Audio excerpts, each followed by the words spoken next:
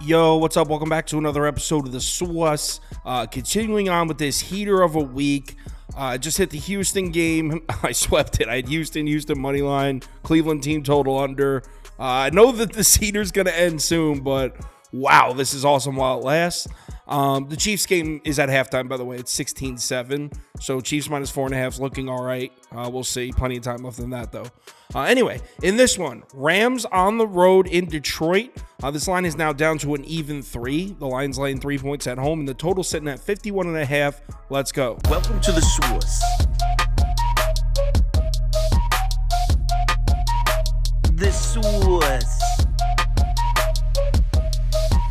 Sauce. Hey, get the sauce. So the data is showing action coming in heavy on the Rams in this one. This line was at 3.5 earlier in the week, but it's been down at an even 3 pretty much since Wednesday. All the 3.5s are long gone. Rams are looking like a pretty public dog in this one. Let's talk injuries. A few question marks on the Rams offense. Dotson and Higbee both have been practicing all week, though, so I think both those guys are going to play. The only one on the Rams offense who I think has a chance of not playing is Nopum, the left tackle. He did practice on Friday, but he missed Wednesday and Thursday's practice, so I would imagine he'll be a game time decision. On the defensive side of the ball, the Rams are completely good to go with the exception of Jordan Fuller at safety. That's a new injury, too. He just got hurt in the 49ers game last week.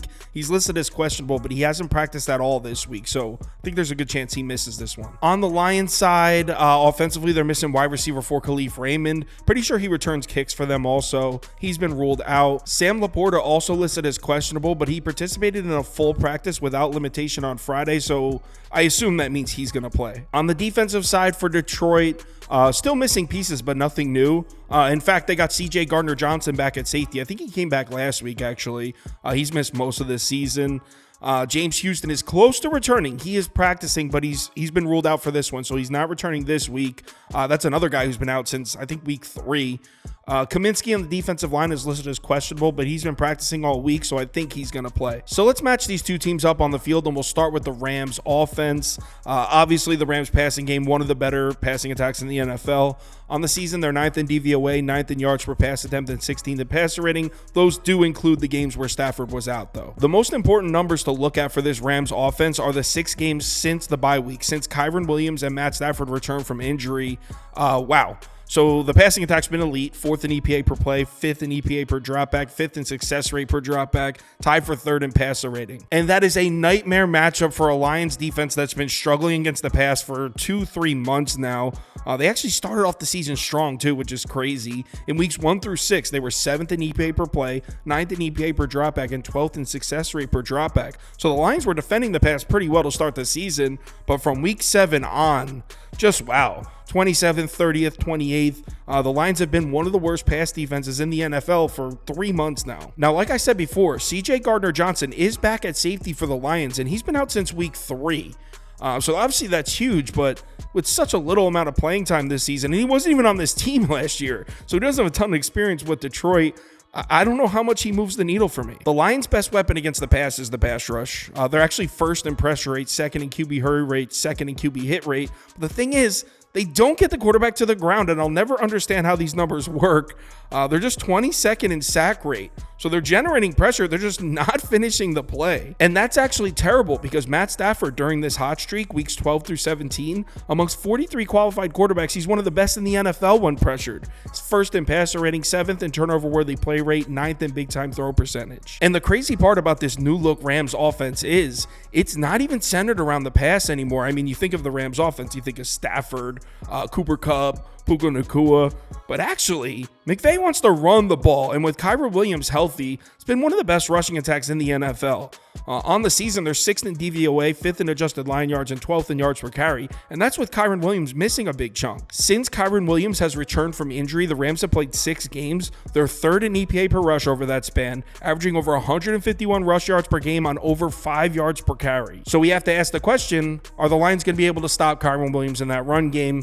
Now, the Lions have great numbers against the run. On the season, they're first in DVOA, third in yards per carry allowed, and sixth in adjusted line yards. I mentioned how the Lions' pass defense completely fell off for the second chunk of the season. That hasn't been the case with the run defense. Even in weeks 8 through 18, when the rest of the defense was struggling, the Lions are still 5th in EPA per rush and 10th in success rate per rush. So this is still a good run defense, and that's going to be huge. That's going to be the big matchup here, because since Kyren Williams came back, no one can seem to stop this dude. I mean, he had a good game on the Cleveland Browns defense. He went into Baltimore, ran all over the Ravens defense. I mean, the Rams run game looks serious. And when the run game's working, we're talking about Matt Stafford, Cooper Kupp, Matt Stafford and those weapons working out of play action. I mean, that offense is dangerous. Situational stats on this side of the ball, edge definitely goes to the Rams offense. They're 8th on third downs, 4th in the red zone. Lions defense 12th and 29th. Now let's flip it over to the other side of the ball. And this is where things start to tilt back towards Detroit.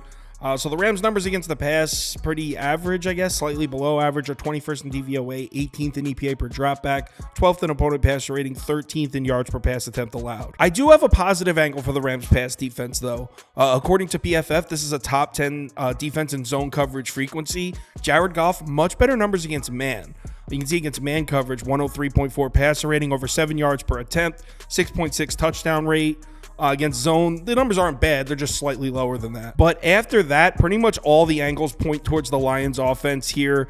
First off, the Rams don't have much of a pass rush. They haven't all year. They're just 29th in pressure rate, 31st in QB hurry rate, 21st in adjusted sack rate. And this Lions passing offense is tough enough to stop with pressure. I mean, on the season, the Lions are 7th in DVOA, 5th in yards per pass attempt, 5th in passer rating. And we know Jared Goff at home is even a bigger beast. You can see here his numbers at home definitely better than his numbers on the road. Not quite as extreme as it was last year, but still, we're talking about a 107.9 passer rating at home to an 89.4 passer rating on the road. But it gets even deeper than that. Look at Jared Goff's numbers at home when given a clean pocket. When he's given a clean pocket at Ford Field, he's one of the best quarterbacks in the NFL. 2nd in passer rating, 3rd in passer grade, 3rd in touchdown rate. When pressured, 28th, 32nd, 21st. So yeah, it's good that the Rams run a lot of zone coverage. That is a positive angle, but Jared Goff at home against a defense that doesn't generate a lot of pressure, it's tough to count on the Rams to make stops here. But the thing is, the Lions offense is kind of similar to the Rams offense in a sense that, yeah, when you look at them, you think of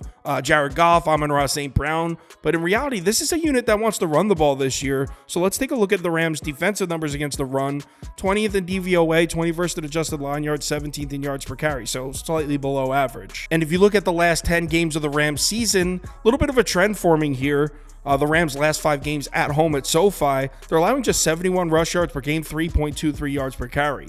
Unfortunately, this game is on the road in Ford Field, and their last 5 road games, they're allowing over 125 rush yards per game, 4.89 yards per carry. Let's not forget that the Lions have one of the best rushing attacks in the NFL. Sometimes it flies under the radar. Sometimes Goff and St. Brown get all the press, but Gibbs and Montgomery, that's a serious combination. On the season, the Lions are 4th in DVOA, 1st in adjusted line yards, and 5th in yards per carry as a team. Now, it's definitely worth noting that we've seen a bit of a drop-off in production from the Lions' run game recently on their last 3 weeks. So check this out. Lions' last 3 games, averaging just 3.8 yards per carry, 112.7 yards per game. That's definitely down from the previous 8 games before that, 153.5 rushing yards per game on 5.5 yards per carry. But we got to ask, who did the Lions play in those last 3 games? They played Minnesota twice and Dallas. That's 3 games against run defenses that are definitely better than the Rams. Situational stats on this side of the ball, no real edge here. I mean, the Rams defense have been really good on key downs. 8th on third downs, 4th in the red zone.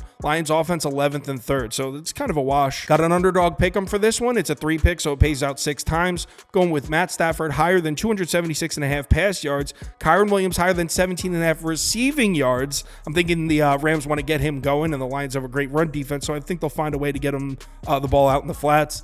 Montgomery lower than 54.5 rush yards. I expect Gibbs to get more touches in this one. If you don't have an Underdog fantasy account, it's available in any state highlighted on this map. So if you're in one of these states that's highlighted in yellow here, head over to the website or download the app Underdog Fantasy. When you make your account, make sure you use the promo code BET, B-E-T. That'll get you a $100 deposit bonus match. So if you deposit $100, they will give you a free $100 to play with. As far as my bets for this game, I expect this game to go pretty much how everyone else expects it to go. I expect both offenses to consistently move the chains. Game's going to come down to who makes stops in the red zone and who has the ball last. I'm pretty sure everyone has a lot of faith. I mean, the total's at 51.5, 52. That just shows you what the market thinks of this matchup. When it comes down to it, on the Rams side, I'm getting 3 points with a quarterback that, let's face it, I trust a little bit more on the last possession of the game because that's what I think it's going to come down to. I'm not saying Stafford's better than Goff. I'm just saying on the last possession of the game, I think I would trust the Super Bowl champion